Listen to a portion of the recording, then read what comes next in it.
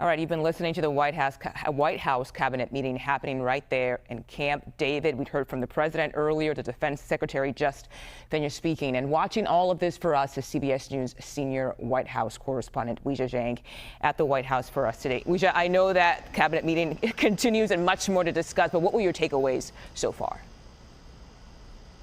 Well, they just started a short time ago, Mugo, so they really haven't dived into a lot of the substantive issues that we are waiting for more answers on, like Iran, like the peace agreement that the president just announced with Hamas just a short time ago. But we do anticipate our colleagues will have a chance to start asking questions after they go around the room and the various cabinet secretaries are able to weigh in. But the president did speak at length when he started the meeting, which we should mention is being held at Camp David, which is not extraordinary on its own, but typically we don't see a live broadcast of that. So for the first time, we are able to do that because the president said he wanted cameras in this very secure area, this very secure room, in order to broadcast this cabinet meeting live. And he talked at length about the migration situation that is unfolding in Spain, and he issued a warning that that could very well happen here in the U.S. as well. He says if Democrats take control of the government, that is a glimpse into what could be America's future with so many migrants storming the border. He also took it as a chance to criticize his predecessor, former President Joe Biden, for allowing immigrants to come into the U.S. In large numbers. So, we expect he will talk about a lot more because, again, this is just beginning, and we've seen some of these cabinet meetings last for over 2 hours. Yeah.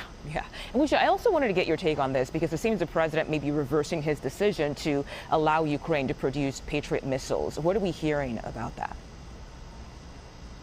It was just last month that the president at the NATO summit announced that he would allow Ukraine to produce these Patriot missiles, but not have the technology, but be able to replicate essentially these American defense systems, which is something that Zelensky, the president of Ukraine, has been asking for. In fact, recently, Zelensky says he asked for 300 Patriot interceptors to get through the Russian bombardment for the winter. And the president said, look, we'll just teach you how to make them so you don't have to wait around for us to approve more to give to you. But he does seem to be backtracking on that today, saying that it is a very extraordinary weapon and we have to be a little bit careful of who we license it to.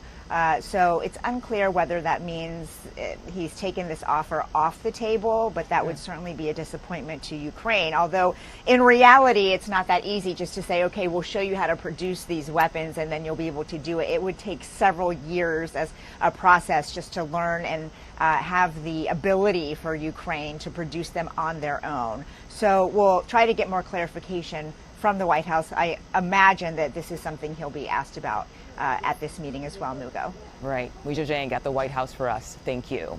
And again, that White House cabinet meeting happening at Camp David, it's still going on right now. And as soon as they start taking questions, we'll bring it to you live right here on CBS News 24/7.